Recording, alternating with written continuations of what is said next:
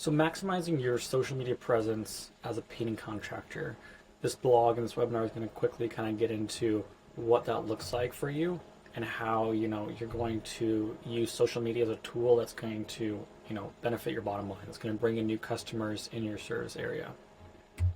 So 3 steps, which you're going to see this throughout this presentation, is analyzing your audience, researching them and analyzing them, as well as defining them. You need to know who's the easiest demographic to target when it comes to your particular service area, as well as, your branding. What does it resonate most with?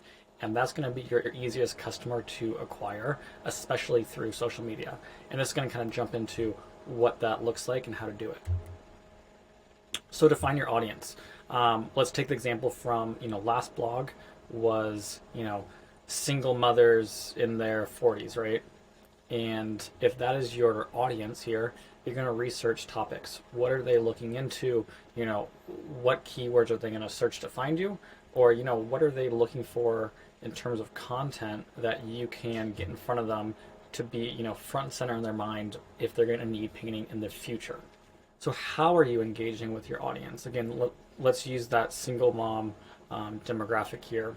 So the post, you could target something around their kids, how to get the most out of your home's resale value, or whatever, your kind of hook would be as a painting contractor, whether that be, adding to their resale value, whether that be creating a more engaging, a more welcoming space through a different color. Whatever that is for you, find the hook within it and figure out a way to intertwine that with your target market, with that demographic, and engage. So that could be moms, let's say single moms are watching cooking videos on Facebook. So tie in a hook with that, and then analyze and refine. These go hand in hand, and I think it goes back to, your first idea is probably not going to work. The single mom's targeting a welcoming space through cooking or whatever your thought process is, it probably won't work, but it's the point of trying different ideas around content, and one will stick. Consistency is the name of the game. And this kind of goes along with ads as well. You never know the perfect audience to target, except when you do it over and over again, through A/B testing, you're going to realize what's your best target market and what's going to be the cheapest way to get your ad, or in this case, your content in front of them. And that's the whole process here. So tracking results, it's good to see, I'd recommend a range of Facebook, Instagram, and LinkedIn, depending on, your brand identity right now. Probably 2 of these, if not all 3 of them, would be your best case scenario for social media platforms to post on. And getting creative. So, an easy way to start is obviously taking pictures of the jobs you've already completed. If a client asks you to do something, extra creative, and you want to take a chance on that, or let's just say it's a crazy, designed wall with different colors and different design on the wall, right? Double down on that. Take a bunch of pictures, figure out a content strategy around that so you can get new eyeballs onto your page and onto your business. Doing that design project might be a one-off job, but if someone sees that on social media that they like, you're going to be the one they contact because you're the only one doing that.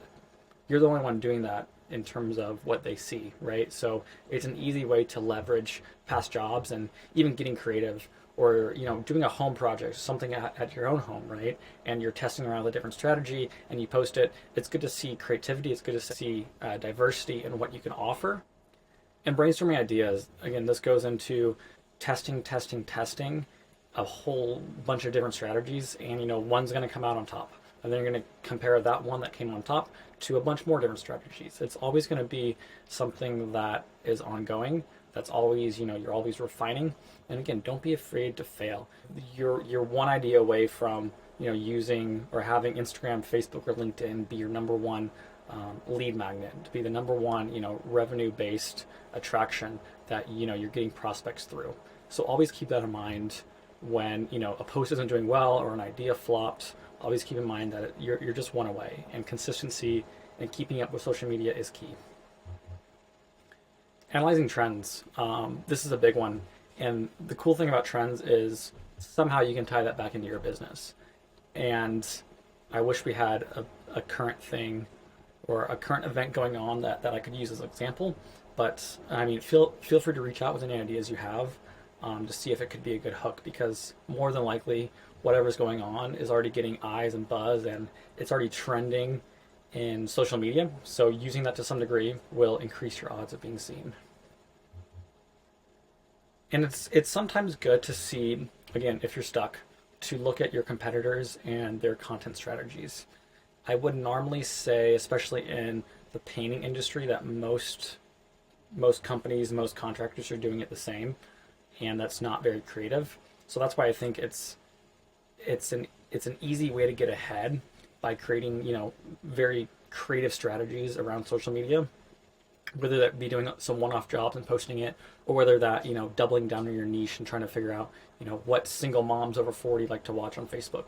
Whatever that is, I think now's the time to really capitalize.